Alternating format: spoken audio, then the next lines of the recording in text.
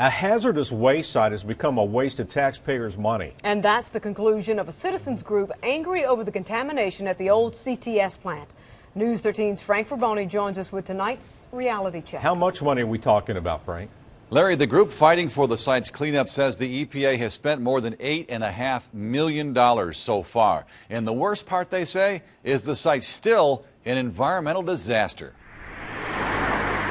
The old CTS electroplating plant is gone, torn down in 2011. EPA has been on the site connected to it for 17 years. But the frustration over the contamination and the EPA's handling of it continues. We feel like EPA has spent a substantial amount of money hiding versus cleaning. Tate MacQueen is part of the EPA's Citizen Advisory Group. They obtained documents of expenses through the Freedom of Information Act from the EPA. They're averaging $612,000 a year, and we have no cleanup. Proof, he says, they've wasted millions. We have an element working there that are more interested in concealing their mistakes than cleaning CTS's contamination. The total tab so far, $8.5 million, with most of it spent on lab fees and EPA salaries.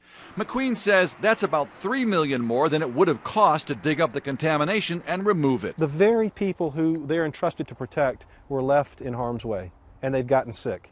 It's not a question of fairness, it's a question of justice. Credit card expenses show EPA workers were big spenders. Travel, meals, and miscellaneous expenses in excess of $151,000.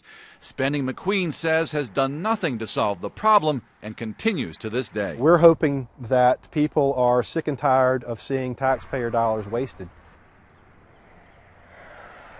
No one at the EPA could comment about the expenses, but in a recent update sent out to residents, the EPA says it continues to install filter systems on drinking wells at homes within a mile of the site, and potentially harmful vapors are still present in the area.